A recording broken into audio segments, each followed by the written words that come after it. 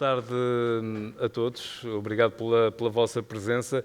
Eu vou começar esta conversa com o Florian Willemsen. Vamos falar em inglês. I'm sorry. I don't Falar speak português? Portuguese. No, No português. Obrigado. You're welcome. So, Florian, there are on the way many changes when it comes to law to football transfers. What can you tell us about it? And when will they be implemented? Well, I think it's important that FIFA at the moment is now implementing, trying to draft new agent regulations, which can cause a lot of impact for all intermediaries all over the world. In short, they want to centralize the agents again. So in 2015 they decentralized, and basically every national association made his own rules, his own registration, etc. for all the agents. Now they want to centralize it again. They want to do it, they said September 2022, which is now, which obviously didn't happen. Now they want it to introduce next summer, and that will have a huge impact on the intermediaries, definitely.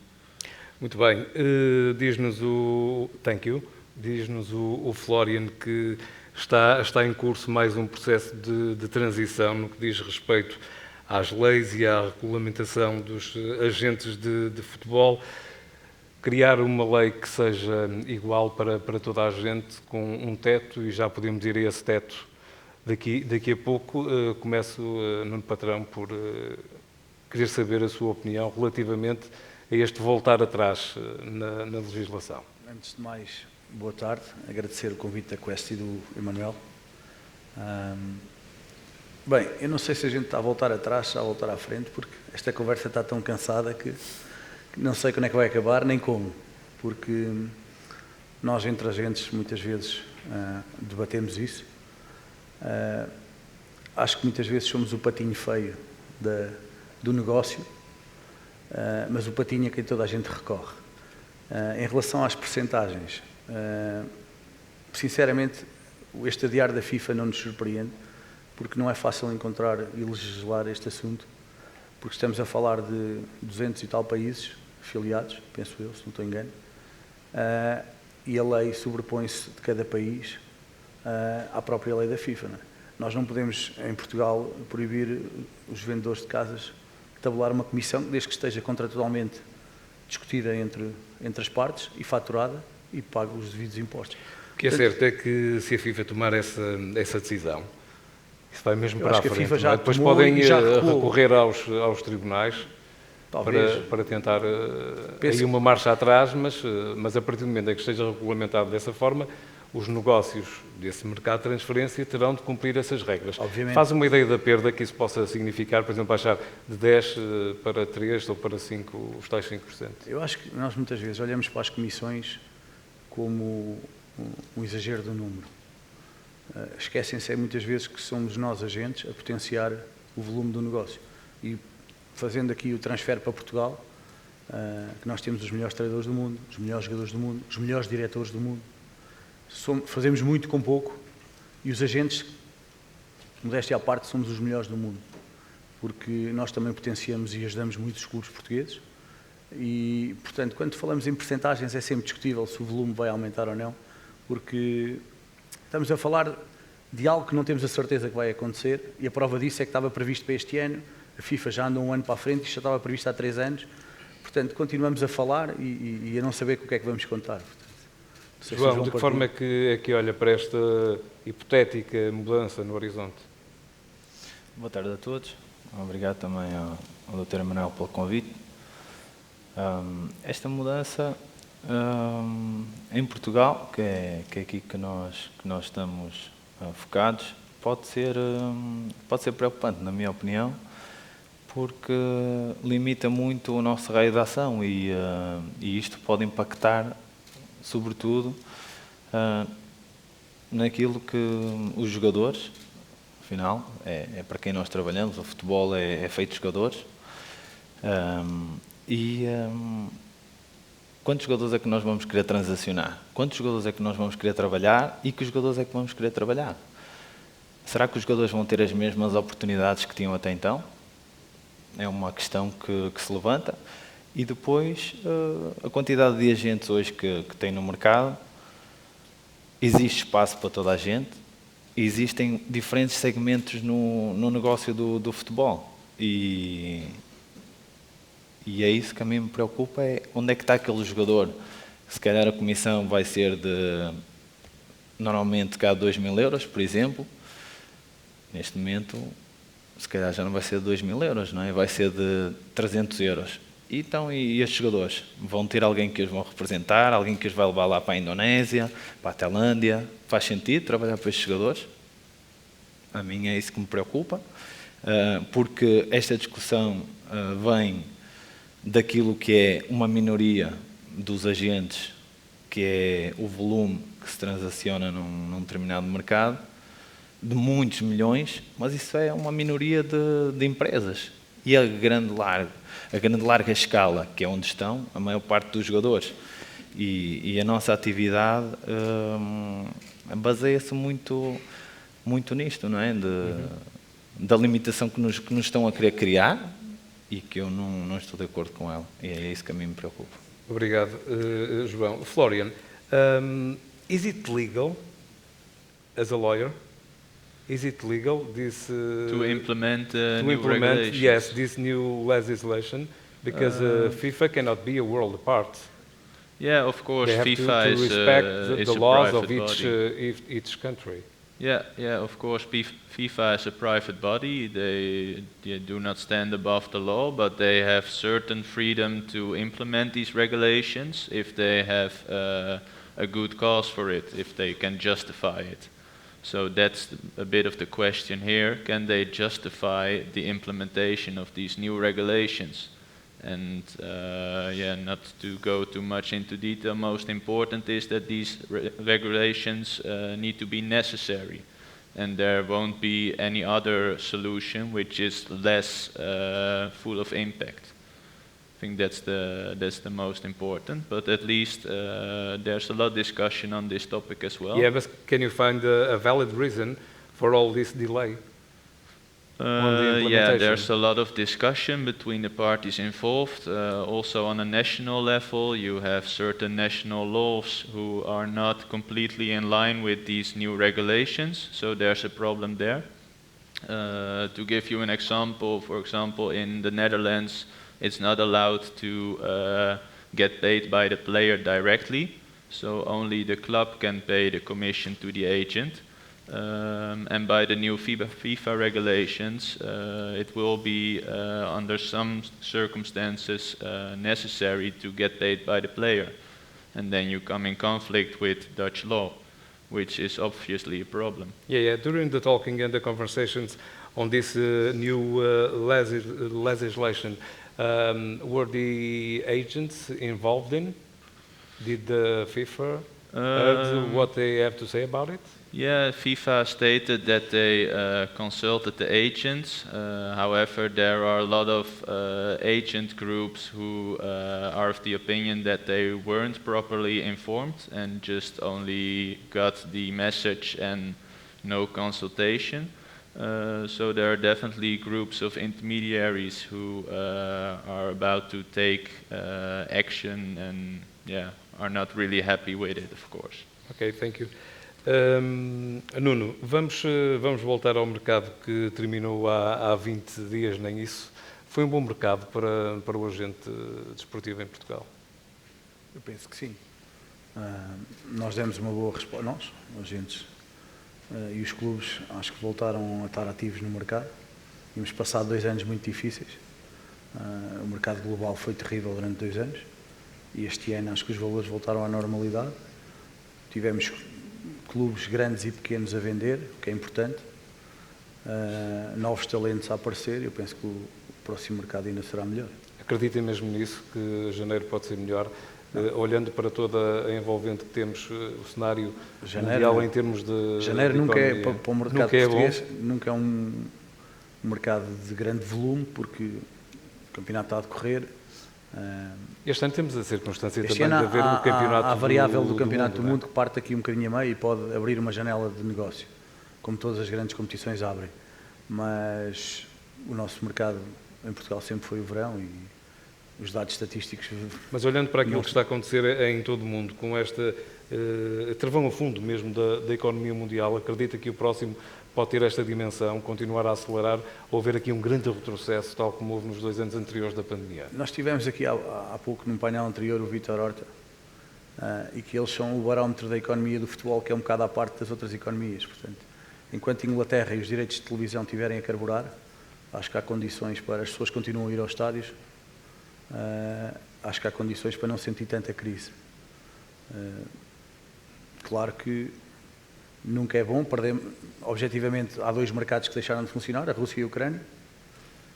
Isso tem sempre influência, mas voltando à normalidade, esperamos no próximo ano, não penso que será um motivo de entrave para o volume de negócios, porque os direitos televisivos estão aí à porta em vários sítios, a América do Sul própria está a renovar todos esses direitos também. E Portugal precisa da tal mudança que os clubes mais pequenos querem fazer anunciar? Eu acho que sim, mas os clubes é que podem falar. Mas tivemos aqui um diretor de um clube que fez a devida comparação entre o Leeds e o Aroca, e é natural que vai ao encontro do que eu digo, fazemos muito com pouco, somos os melhores em todas as áreas.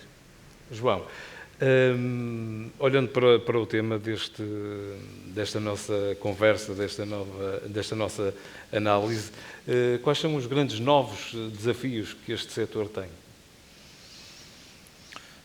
Olha, eu costumo falar muito com o nosso staff e acho que o maior desafio hoje que a gente tem em Portugal, e se calhar uma grande mudança relativamente a alguns anos atrás, tem a ver que hoje vem um jogador como o Joel tem lá no Aroca da Palestina, vem outro lá do Japão, outro da Austrália, e isto eram coisas que há 7, 10 anos atrás não havia este tipo de concorrência. Hoje acredito que as empresas têm que ser mais criativas.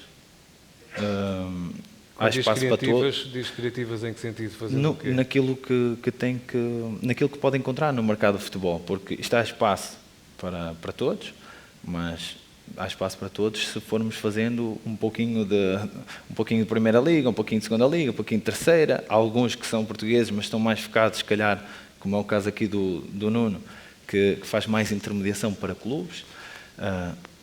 Outras empresas estão mais focadas nos mais jovens, outros que estão mais focados, se calhar, em jogadores para levar para mercados alternativos. E é aqui que se encontra, para mim, os desafios de hoje, é nós sermos criativos, que é aquilo que nós, todos em Portugal, tanto os treinadores como falaram já hoje, os diretores e os agentes também, temos que encontrar oportunidades e elas existem, e isto é ao alcance de todos. Muito bem, Florian. Agents make the bridge between players and clubs. On your opinion, what makes a solid bridge on this subject? The bridge between the players and the clubs. So the role of the agent, so to say. Yeah, of course, the role of the agent is to, on one side, get the demands from the club, and on the other side, the demand of the players, and then find a solution to bring them together. And I think also with the new regulations, there comes a problem there, because in my opinion, an intermediary is someone who works on both sides, bringing them together. And according to the drafts of the new regulations, it's no longer allowed to have dual representation, so represent both the player and the club.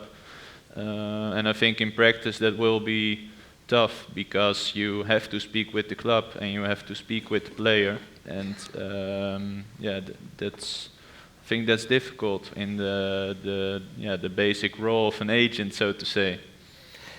All of these changes is because people realize that not all transitions are legal transitions. Yeah, I think the reason why FIFA is doing it, it's very good because I think nowadays you have really fragmented regulations. Every country has its own set of rules. For example, if you as an intermediary wants to do an international transfer, you face a lot of problems because you need to be registered in that other country. You have to have a representation agreement. Do you act on behalf of the player or the club? So there's a lot of struggle there, I think, for agents. And by centralizing it, it will be one set of regulations, which is clear for every agent. So that's, of course, the good side of it. One of the good points. Muito bem. É mais fácil do que nunca ser agente de futebol? Pergunto isto com base no número elevado de ferramentas que tem à disposição para trabalhar, tudo está mais perto, tudo está mais simples, ou essa conjugação toda pode tornar o negócio cada vez mais complicado? Posso responder? Eu acho que legalmente é fácil, está muito fácil. Depois, seguir e ter um trajeto e virar profissional nesta área, sustentadamente, acho que se torna mais difícil. Preciso trabalhar muito, como todas as áreas, é uma área ainda fechada, portanto, é mais fácil começar, durar nem sempre é tão fácil, mas o processo está E simples. porquê é que acha que é assim? Acho que no futebol muitas vezes as pessoas pensam que é diferente de todas as áreas. O futebol é um bocadinho como o jornalismo, como vender casas, como vender carros. No início temos um trajeto para percorrer e há muita gente que se farta desse trajeto e desiste. Como no jornalista, não foi para pivô, começou se calhar na reportagem de rua e por aí fora. Portanto, é um trajeto que as pessoas depois ou se aguentam e conseguem encontrar caminhos e solidez para ficar no mercado, ou então acaba por desistir e perde o sonho de um bocado como os jogadores. Sim, senhor. É simples negociar com os clubes em Portugal? Deixa eu partir. Se é simples negociar. Desde que a gente tenha um bom jogador, fica simples, não é? Se a gente não tiver o jogador indicado, não é fácil. Agora, é muito mais limitado os orçamentos em Portugal, na grande maioria. Mas encontram muitos entraves durante esse processo de negociação habitualmente? Não. Aqui a maior dificuldade, acredito que do intermediário, no caso, será ter o jogador ideal para o clube, não é? Porque a concorrência hoje em dia, como eu estava a dizer há pouco, já é mundial, é à escala mundial. Para mim, essa é talvez a maior dificuldade. Agora, o processo da negociação, isso é um processo normal, como a compra de uma habitação, por exemplo. E um mau negócio pode fechar, em definitivo, a porta de um clube para um agente? Não, desde que a gente tenha um excelente jogador a seguir, as portas estão novamente abertas, isso é claro. Por vezes os jogadores trocam de agentes para poderem ir para determinados clubes. Não, pelo menos não é essa a nossa experiência. O que se pode passar é um jogador estar insatisfeito porque não é bem acompanhado ou porque acreditava que o agente lhe devia ter proporcionado uma transferência, um contrato melhor e o agente não conseguiu proporcionar porque não foi possível ou não conseguiu. Agora, trocar para um determinado representante só para chegar a um determinado clube, não, porque o futebol não são 2 clubes, não são 10. Futebol há muito por onde a gente pode caminhar e há muitos jogadores por onde a gente também pode caminhar, porque por um jogador sair de uma determinada empresa não quer dizer que essa empresa não vá continuar. Isso faz parte, estamos habituados a isso, ou porque nós não fomos tão competentes, ou porque o jogador tinha uma expectativa que se calhar não era real, mas esses são os nossos desafios de todos os anos. Uma das vantagens que podem ter é a matéria-prima com que trabalham. Dá a ideia que tem sido muito e bem potenciado o talento, por exemplo, do jovem jogador português, mas não só, a nível mundial também.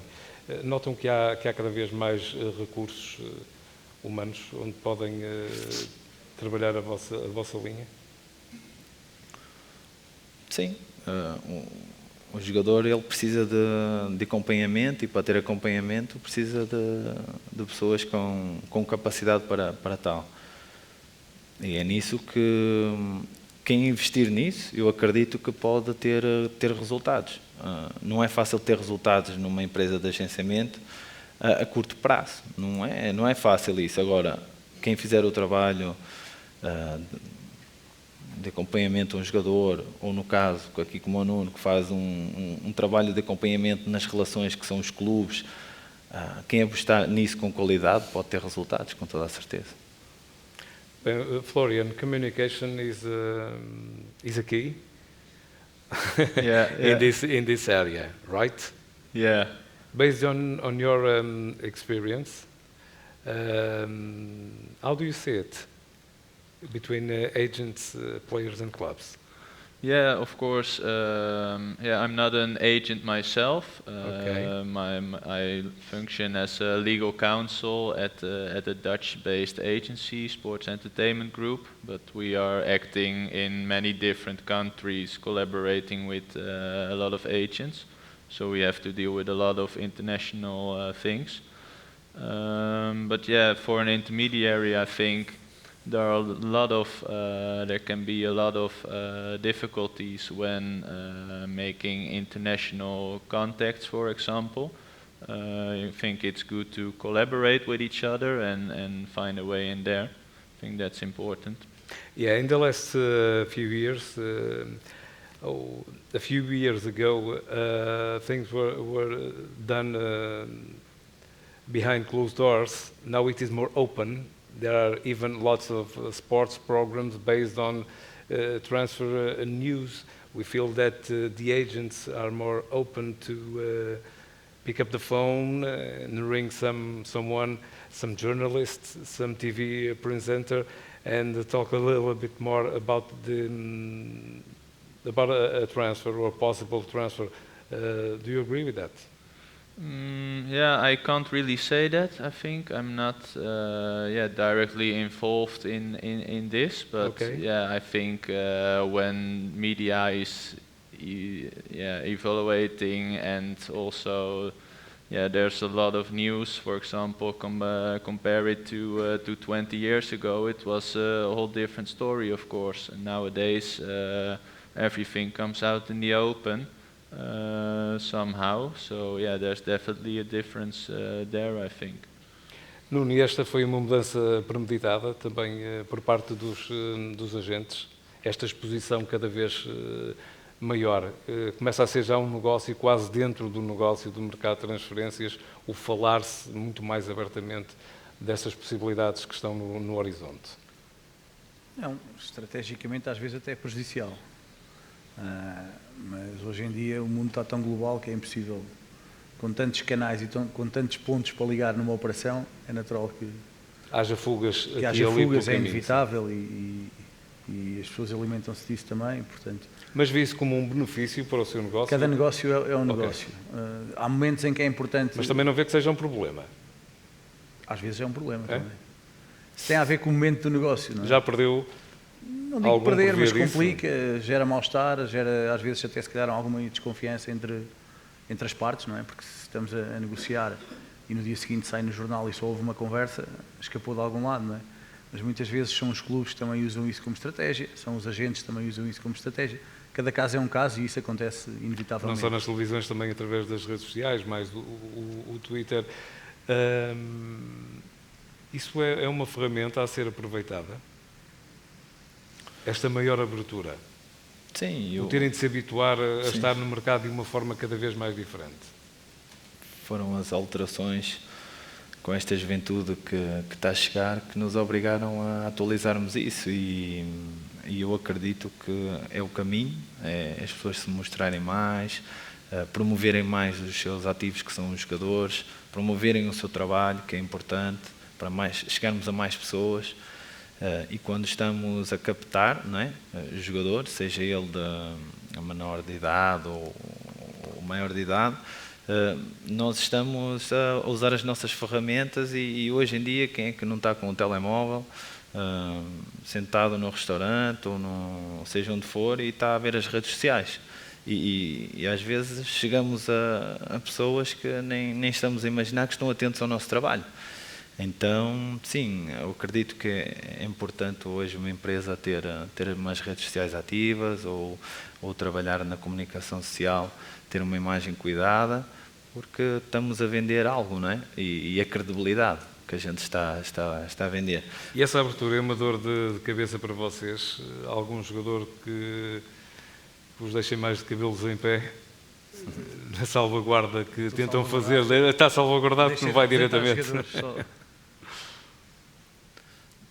Sim, temos sempre situações que são mediáticas, mas é o nosso trabalho. Eu podia estar, se calhar, a dizer uma que toda a gente ia reconhecer facilmente. Mas pode dizer. Não, melhor não, porque acho que muita gente sabe quem sabe, mas acho que não faz sentido ficarmos a pensar nessa exposição, o jogador que nos dá. Isso, olha, eu ainda no outro dia falava isso com o pessoal. Acho que na nossa profissão não temos uma semana em que a gente não esteja mal. Porque estamos a festejar, se calhar, que o jogador foi transferido, mas daqui a 2 dias tem um miúdo que arrebentou o joelho.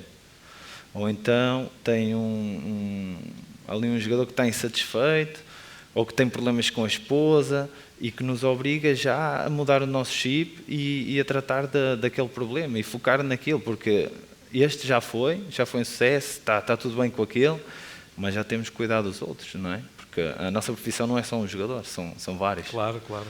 Florian, what kind of advices can you give to the players to manage expectations on their career? Yeah, that's a good one. I think it's, of course, it's important to manage expectations. Yeah, of course, you try to get the best out of the situation as an agent, which makes sense. And sometimes it happens, and sometimes it doesn't happen for various reasons. And I think to avoid having an unhappy player, it's good to manage expectations up front. And then in the end, you try to do your best to achieve the best possible result. You go to clubs, get some options from them, and present it to the player. And I think, yeah, you have to be realistic in that. Like, not everyone can play the Champions League, of course. Obrigado. Estava ali o Florian a dizer que no que diz respeito à gestão de expectativas da carreira principalmente de um jovem e de um jovem jogador, que é preciso ter realismo. Vamos falar então um bocadinho de realismo. A forma como os clubes, e agora vou falar cá em Portugal, comunicam, fecham a sua comunicação. Muitas vezes o jogador é visto como alguém que não tem a liberdade plena o suficiente para pensar e para se expressar. Não estará aqui o futebol a viver um bocadinho numa realidade paralela? Faz parte da estratégia também interna, não é? Muitas vezes não se pode, com esta facilidade de chegar a todo lado e de comunicar, e lá está o que o João dizia, nós estamos aqui e estamos a ter acesso ao que é que se passa nos Estados Unidos. Se o jogador não for um bocadinho controlado e tiver que cumprir regras de um clube, depois pode, no dia-a-dia e na gestão interna, e isso os diretores desportivos eram melhores para responder que nós. Eu compreendo isso do cumprir regras. Vocês tendem um negócio cada vez maior, mais ágil, mais dinâmico, mas ao mesmo tempo temos jogadores que chegam a um clube ia dizer 1900, em 2016 e saem do clube em 2021 e entraram mudos e saíram calados. É a minha opinião, não parece que isso seja muito benéfico para o próprio atleta. Mas a nós o que nos interessa é o que eles falam dentro do campo, não é? Acha que isso hoje em dia é suficiente? Claro que sim. Sim? Acho que sim. Pelo menos a nossa área é, né? Que é o agenciamento e a intermediação. Se alguém quiser usar a imagem deles noutros aspectos, talvez tenha interesse em que eles falem, mas... Mas isso aqui é o receio da comunicação social, que possam trocar os pés pelas mãos. Deixar aqui a bola para o João. Olha, A experiência é que... Lidar diretamente com o assunto, se no caso o assunto for um problema. Aceitá-lo, saber que ele existe, falar abertamente dele, isso não pode ser muito mais útil e não pode aliviar muito mais do que fazer de conta que as coisas não acontecem. Entrar em negação permanente e Eu acho constante. que no contexto que a gente vive aqui em Portugal, íamos alimentar mais polémica e não é isso que os clubes querem. Os clubes querem estabilidade. E então é uma forma de proteção, porque os jogadores não são formados em comunicar, não estão focados sequer nesse tipo de comunicação, eles estão focados no trabalho deles, que é jogar futebol, é ali que eles têm que falar. Agora, dar-se a conhecer através das redes sociais ou dar-se a falar mais, aceitar falar mais para a comunicação social, é importante, acho que sim, porque no final o futebol é para os adeptos, não é? E os adeptos querem saber mais sobre os jogadores. Agora, há diferentes personalidades, temos que perceber com quem é que nós estamos a trabalhar e tentá-los fazer sempre entender que temos que comunicar bem. Enfrentamos algumas vezes alguns jogadores que simplesmente não gostam de comunicar e temos que Claro, cada um respeitar também isso. tem a sua própria personalidade e tem, obviamente, o direito de escolher estar como quer estar no futebol. Mas não tem, por exemplo, caso de jogadores que cheguem ao pé de si e que lhe digam muito abertamente e honestamente: epá, já não aguento um bocadinho, já não aguento minimamente aquela forma de estar, que eu não posso ser eu próprio dentro do clube. Mas essa forma de estar, de ser ele próprio dentro do clube, nunca é fácil, porque estamos a falar de futebol, futebol é resultado, nos momentos bons tudo parece espetacular, nos momentos maus eles já são os piores do mundo. E gerir isto não é fácil para eles, porque são muitas emoções, depois tem a família, gerir também a exposição que eles têm, gerir isso também não é fácil, porque no final o jogador sente que está tudo em cima dele, não é? E então a forma de os proteger, os clubes têm feito isso, é com que eles fiquem de lado, que não comuniquem tanto, ou que comuniquem quando os clubes assim entendem. E eu penso que nesse sentido que acho que sim, que faz bem a proteção ao jogador. Porque eles sofrem, não é? Eles sofrem e isso ninguém depois imagina quando eles vão para casa, como é que está o jogador, como é que está a família do jogador. Ninguém quer saber disso, não é? Depois há outro lado, não é? Depois há o lado nefasto também da própria comunicação social, que muitas vezes expõe em loop um erro, um falhanço. Como é que vocês trabalham para lidar com essa pressão emocional a que o jogador está obrigado cada vez mais? Cada vez mais. A proximidade é o mais importante, na minha opinião, é a proximidade que a gente tem com eles e de os proteger ao máximo em relação àquilo que vai saindo. Há alguns que estão ligados e que querem saber tudo, sabem as notícias ao minuto, mais rápido que eu até, e esses aí, se estiverem mentalmente fechados com aquilo que sai, eles vão produzir no campo.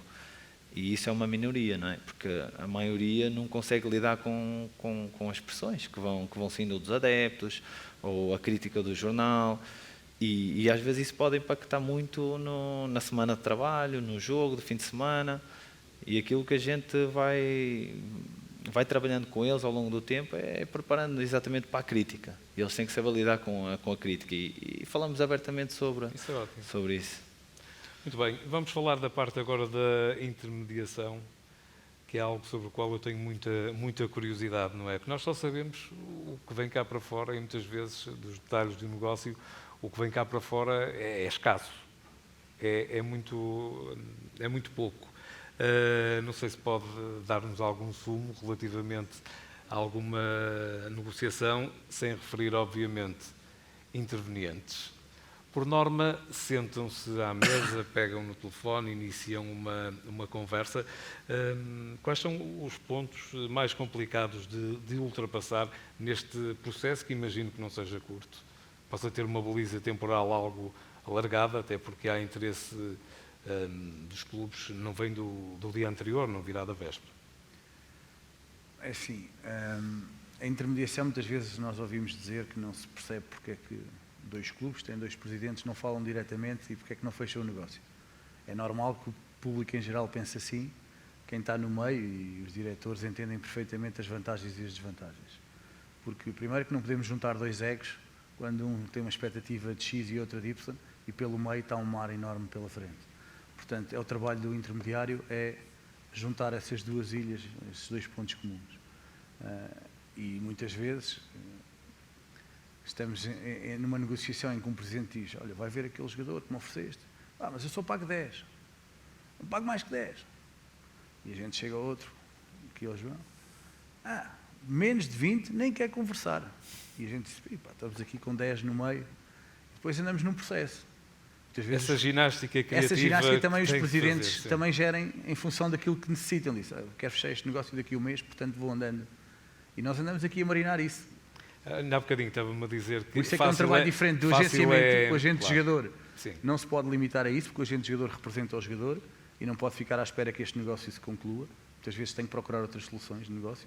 Ainda há bocadinho estávamos a dizer que era muito mais fácil começar do que depois manter.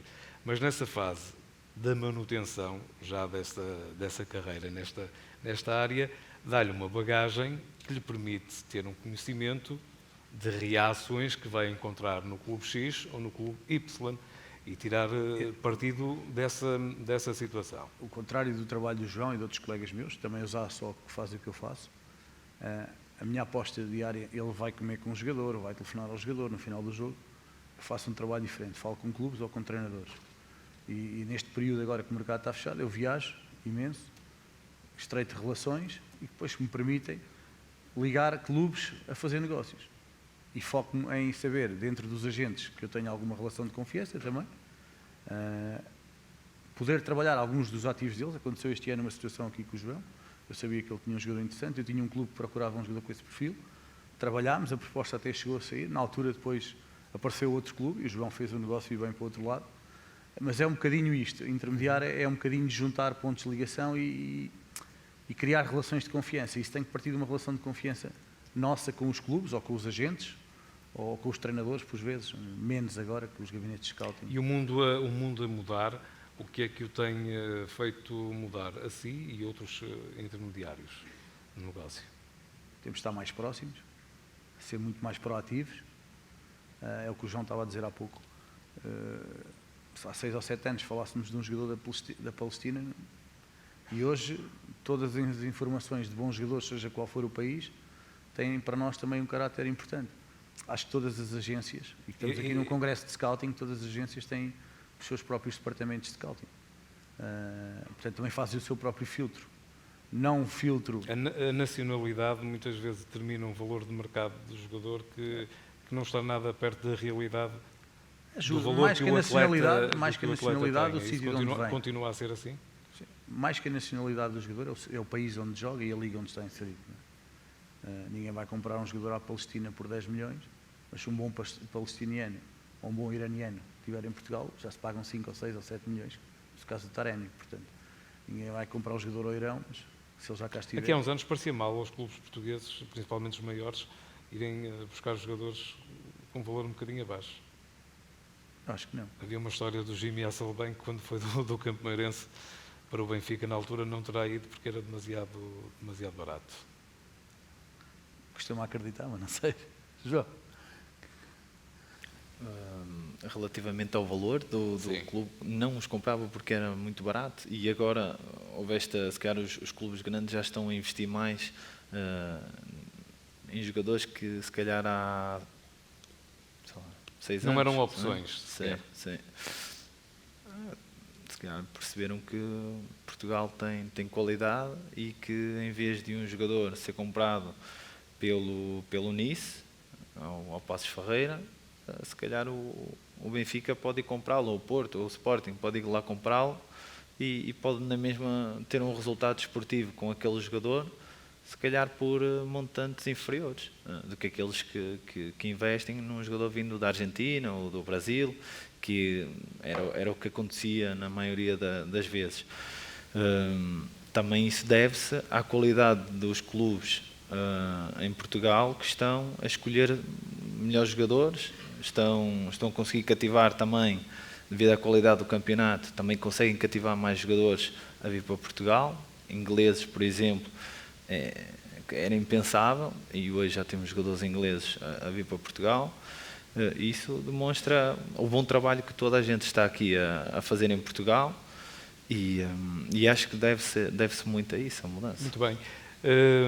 Vamos agora, se calhar, falar um bocadinho de uma questão tabu. É ou não é verdade que certos negócios se fazem ou se deixam de fazer por haver uma comissão X ou Y? Eu acho que não. Eu acho que não.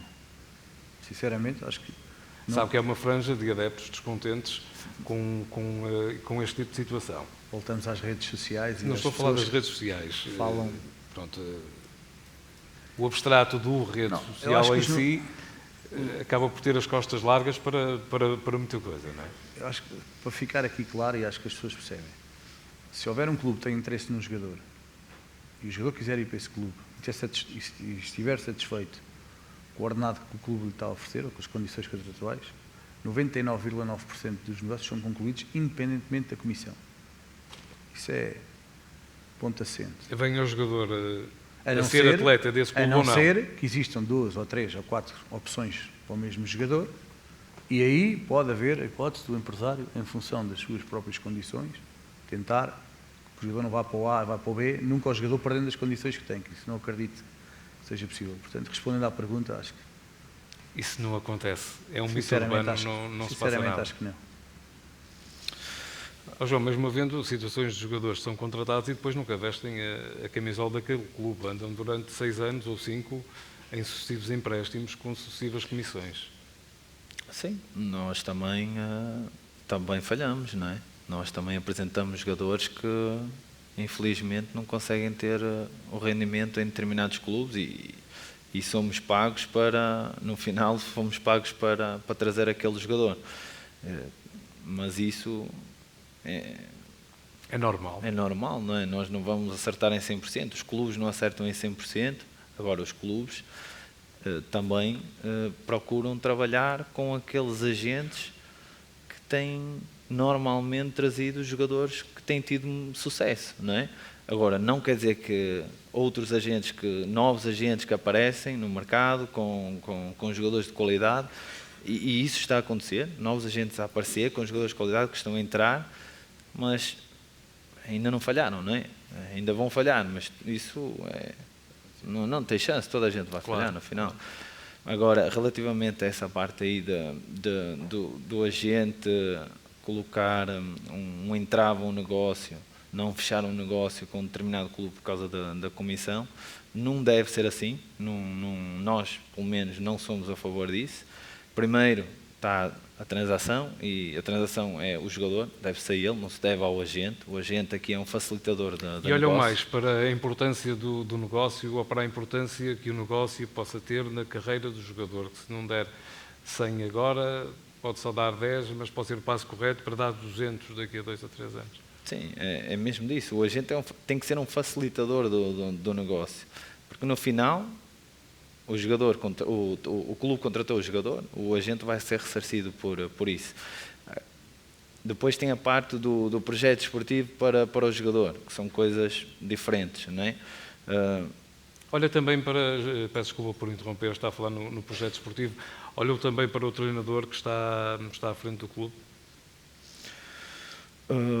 Já aconteceram situações que o treinador, como havia diferentes opções, o treinador teve impacto na altura, teve impacto na decisão, e tínhamos 2 grandes treinadores, mas naquele momento, para aquele jogador, pareceu mais certo este caminho.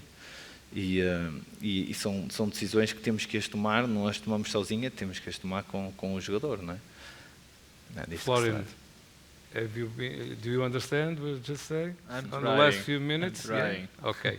So, a little bit ago, we spoke about egos in football. Okay.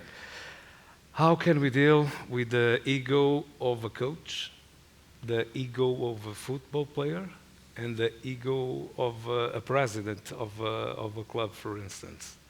Well, It's yeah. a big one. I think that's not. You don't have the solution like this. I think in the end, it's a team effort. You have to do it together, and yeah, in the end, no one can do it alone. I think, and that's yeah, how to deal with it is just yeah, keep in contact with each other and have discussions in order to achieve the goal together. I think that's the. It's important to listen as well. Yeah, of course. Yeah. What's your call on the owner? The difference between a club that has an owner and a club that has a president that has been elected Ooh, on the business side. yeah, that's. I think that's far from my job. Okay. I can't really go into detail on that, but yeah, of course, if someone is elected, he was chosen for yeah, out of other contestants, I think. So that's of course the difference. But I wouldn't say that the one is better than the other. I think that depends on the situation. Muito bem, thank you. Nuno, e na negociação, nesta fase de estar a meio caminho entre ambas as partes, para a conclusão de um eventual negócio, faz diferença se o clube for de um proprietário ou se o clube, por outro lado, for presidido por alguém que foi eleito pelos sócios? Eu penso que Vê formas de duas estar no futebol e o trabalhar, formas diferentes? cada caso é um caso. Ok. Nós sabemos, quando vamos para uma reunião de um determinado clube, qual é o perfil, normalmente, do presidente que encontramos, a forma de atuar, porque temos essa relação profissional, ou com um dono, que também tem ou a capacidade de, num litígio, ok, eu meto mais X, ou ok, sai daqui que já não te quer ver à frente porque Há uma o afrontámos na negociação. Há uma propotência maior quando o clube tem um dono, Cada caso quando é um tem caso. presidente, ou vai da personalidade Há gentlemen claro. E não os há. Cada caso é um caso e nós no nosso trabalho, por isso é que, por norma, relacionamos-nos com as pessoas que vamos criando confiança, não é? E sabemos exatamente qual é a abordagem que devemos ter em cada situação. E Algum até onde é clube- que podemos ir e para facilitar o negócio. Há algum clube que diga nem pensar, nunca mais? Não, estou a brincar consigo. Não Nunca ia fazer dizemos isso a nenhum clube. Não, mas não. Não. Com todos temos guerrinhas e com todos temos. Faz parte também do... Faz parte. No final, o negócio do tem que ser negócio. bom para todas as partes. Para os jogadores e para um treinador, isso tem algum tipo de diferença? Ou vale a oferta salarial acima de tudo? Na dificuldade de criar esse tal enlace, esse negócio entre um clube que tem um dono ou um clube que tem um presidente que foi eleito? Não temos sentido essa diferença, sinceramente não a temos sentido.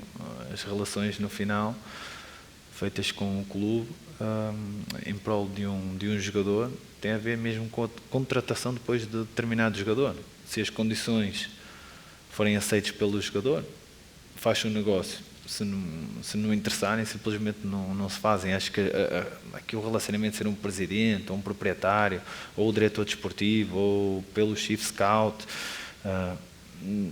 isso é a forma de entrada do jogador no clube, determinado jogador no clube. Agora, se isso vai ser impactante no resultado final, às vezes pode ser, sim, mas se o jogador for aquele eleito, não vai ter. Muito bem, como é que chegam as informações relativamente a algum jogador às vossas mãos? Como é que a rede está montada? Há áreas específicas, áreas geográficas, Sim. para onde estejam mais vocacionados, mais voltados? Sim, eu vejo que cada empresa tem foco em determinados mercados.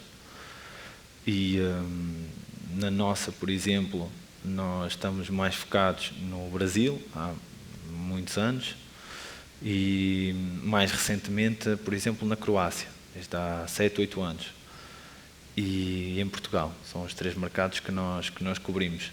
Qual é o que dá mais lucro?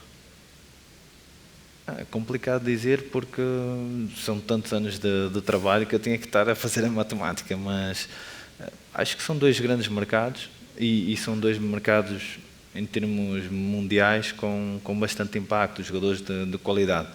E Portugal, como é lógico, é aqui que a gente está, ou seja, estamos inseridos em três mercados que o futebol procura muito. E isso é algo que cada empresa está a ver oportunidades, onde é que elas existem, se é na Sérvia, Japão, por exemplo, mais recentemente estou a ver que, não sei quem, nem como, ainda não descobri, mas alguém está a ver no Japão um lugar de oportunidades, ou seja, determinada gente ou determinado clube viu ali uma oportunidade, um interesse em jogadores. De repente, está toda a gente a querer virar para o Japão. Não é assim que funciona, não é? Não podemos ir todos para o mesmo lugar, porque senão vai ficar cheio e não vai conseguir haver para todos. Há alguns que estão mais focados em trazer jogadores agora de Inglaterra, outros de Espanha, enfim. Tem tido muitas surpresas boas nos últimos tempos? Entre alguém que a sua empresa está atenta, está a trabalhar, está a observar, e depois o rendimento acaba por ser extraordinariamente superior àquilo até que das vossas melhores previsões? Historicamente, se calhar houve um jogador, e foi mesmo no meu início, quando comecei a trabalhar com o meu pai, há 14 anos, que houve um jogador que para mim, naquela altura, foi o mais surpreendente de todos até hoje, que foi o Ali Cissoko. Ele veio da terceira divisão da França e veio para o Setúbal. Estamos a falar do lateral esquerdo francês. Sim, veio para o Setúbal. 300 mil euros na altura? Sim, para o Porto. Do Setúbal para o Porto, onde já é do Setúbal para o Porto. Faz 6 meses em Setúbal? Faz 6 meses em Setúbal. Do Setúbal vem para o Porto. Na altura era quando estava o Benítez. O Porto tinha contratado nesse verão o Benítez ou o Lanús, salvo erro. E o Ali Cissoko vem com o professor José Aldo Ferreira e faz ali uma campanha extraordinária e é vendido em 6 meses. Em 6 meses o jogador é vendido por 15 milhões na altura para o Olympique Lyon. Para mim, até hoje, foi esse cara assim, continua a mais ser me surpreendeu. A exceção que confirma a regra. Sim, é aquele que mais me surpreendeu nesse aspecto, sim. Sim, senhor. Meus senhores, muito obrigado por terem estado aqui ao longo desta última hora. Thank you so much, Florian. Thank you for having me. And I hope you have a full understanding of what just happened down here. Meus senhores, muito boa tarde, muito obrigado de novo. Foi um gosto estar aqui com estes ilustres convidados em mais uma sessão.